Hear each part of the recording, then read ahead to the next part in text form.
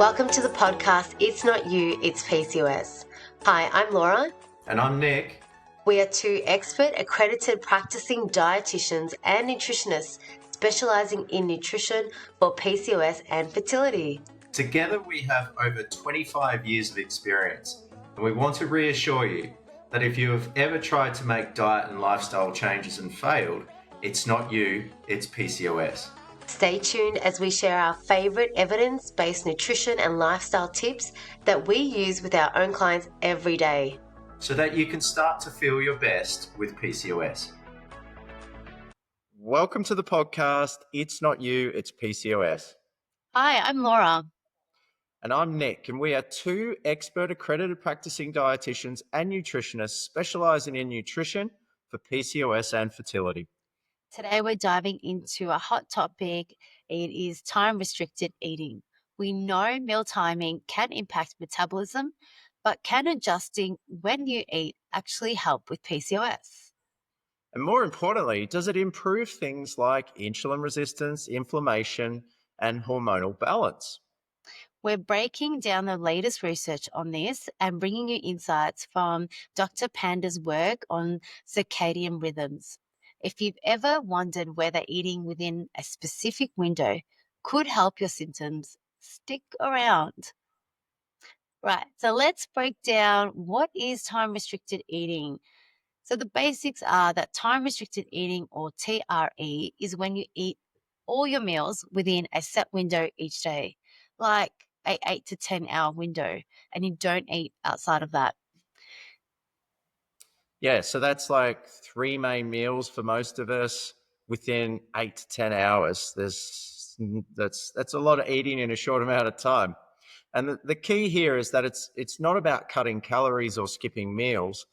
It's about aligning when you eat with your body's natural rhythms.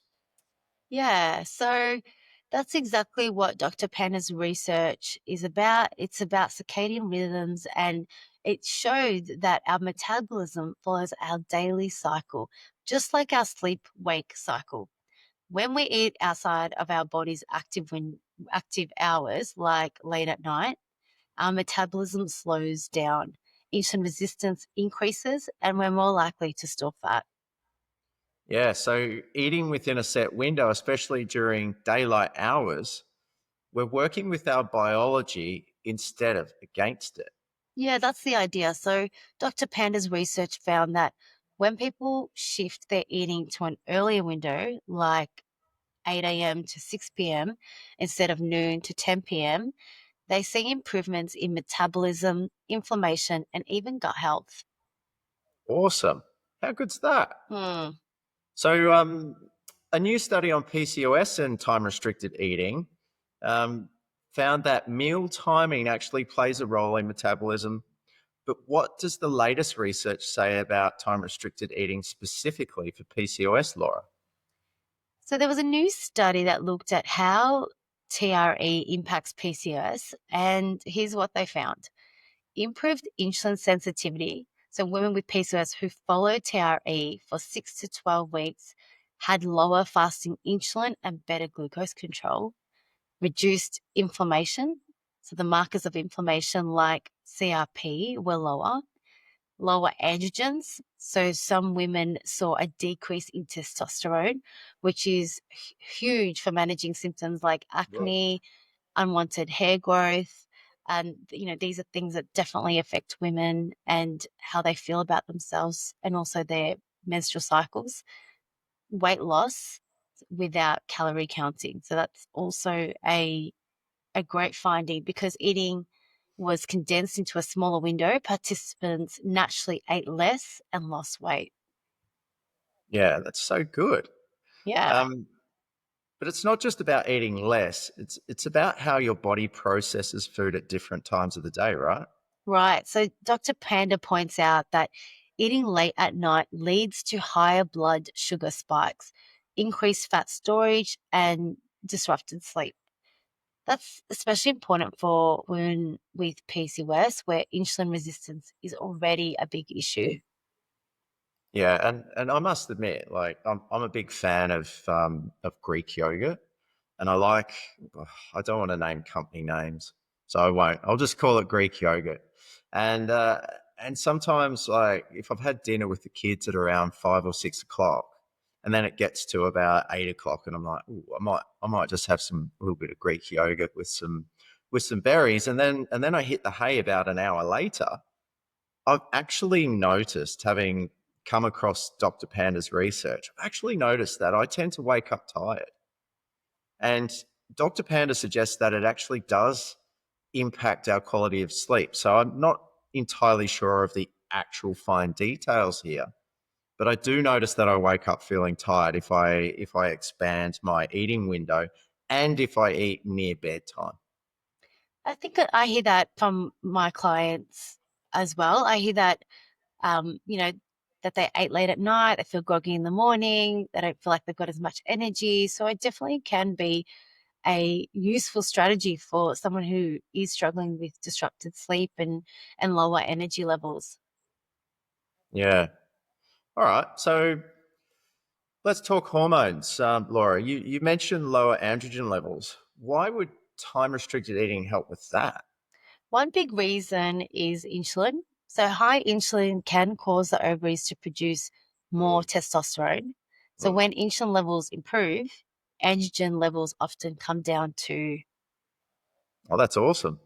And and does that mean that would mean potential improvements in things like acne and hair loss and irregular cycles, right?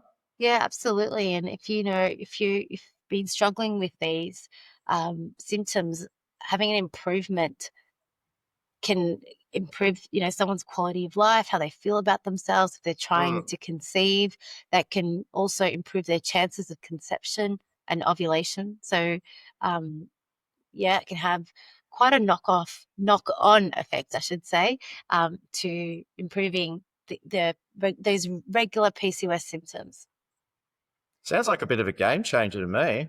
Yeah, well, it can be for some. So there's another piece of the research that Dr. Panda also found, and that's the key to this, and the key to the success of this is that keeping this meal time consistent, and that actually helps regulate the circadian rhythm, which influences reproductive hormones like estrogen and progesterone. Yeah, I mean that makes sense to me. If your body knows when it's to expect food, it calms down, doesn't stress out as much, right? And it can Mm. actually regulate other functions more efficiently, like ovulation. Absolutely. So it does sound promising, but with like anything, there may be a downside to this. So Nick, can you shed some light on some of the things that you should consider if you're going to try TRE? Yeah, so good point, Laura. I think one of the main things that we need to be aware of is that if you do, or if you have had a history of disordered eating, structuring meal times too strictly can actually lead to some unwanted side effects, like potentially binge eating, or even just an unhealthy relationship with food. So that's point number one. Point number two would be, if you're trying to conceive, some studies suggest that certain meal timing approaches could actually impact reproductive hormones. So it may not be ideal for fertility. But I think that's probably more in line with like intermittent fasting, where some people might be following like a 16 and 8 intermittent fasting regime where they fast for 16 hours and they eat for 8 hours. And what a lot of people tend to do, at least my patients that are on a 16 and 8 approach when they first come to see me, is they actually skip a whole meal. So they tend to skip breakfast. And what I tell them when they're doing that is they're cutting out about 33% of their nutrients, their crucial vitamins, minerals, their carbohydrates, fats, and proteins, their fibers.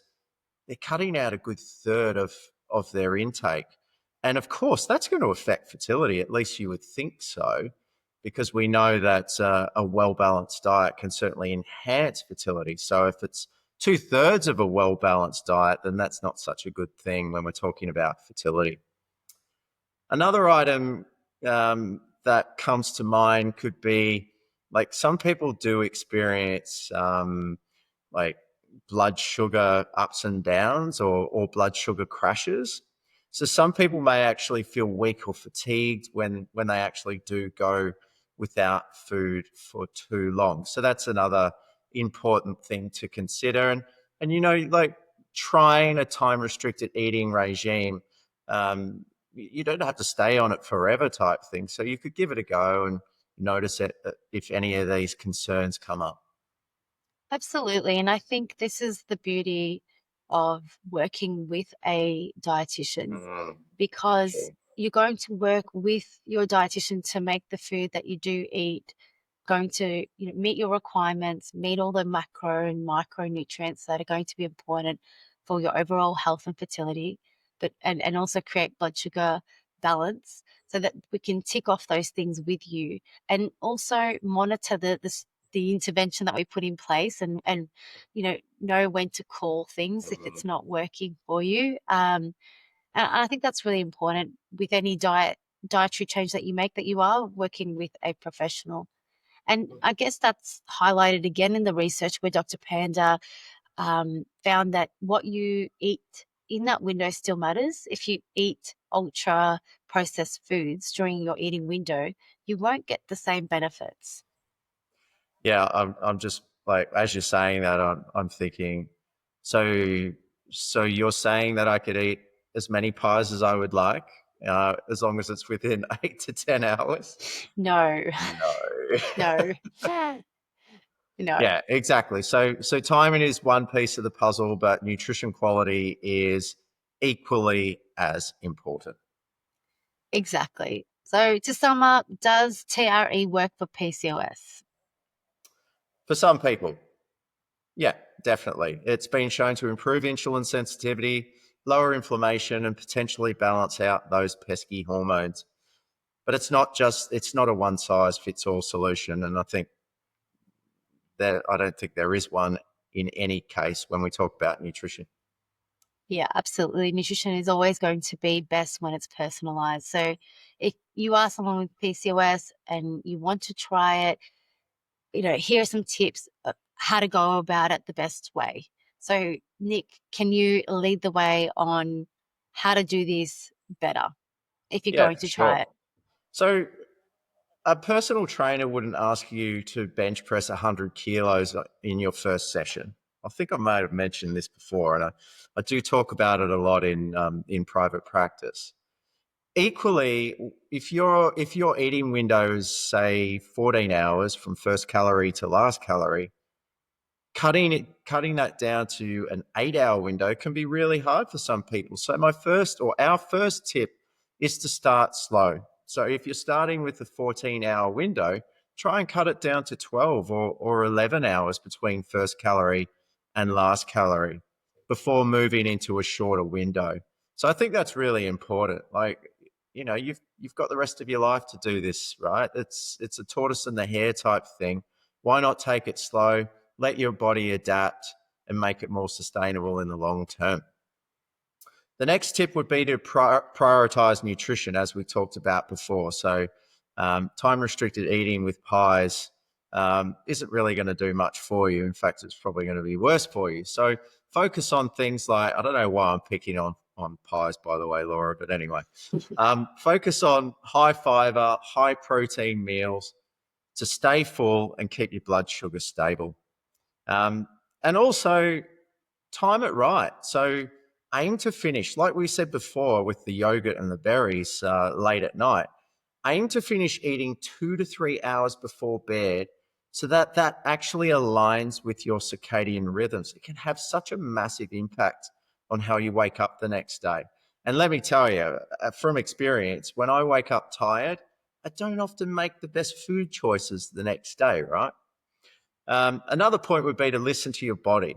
If you feel weak, irritable, or have cycle disruptions, then time restricted eating may not be the right fit for you. Another consideration to flag is if you're on medications, you're taking insulin, you need to discuss this with your doctor before starting, and letting your dietitian know as well if you're going to implement or want to implement something like this. So just some things to think about. We definitely want you to be safe and also for you to benefit from implementing TRE. Yeah, that's such a massive point, and I'm glad we got that one in there. Yeah, definitely consult your healthcare provider. So that's it for today's episode. If you found this helpful, make sure you subscribe, share, and leave us a review. Would be good. Yeah, and if you have any questions about PCOS nutrition, or some things have come up for you from this episode, DM us on Instagram. Would love to hear from you. And until next time, we'll see you soon. Thanks for listening, and we'll see you next time on It's Not You, It's PCOS.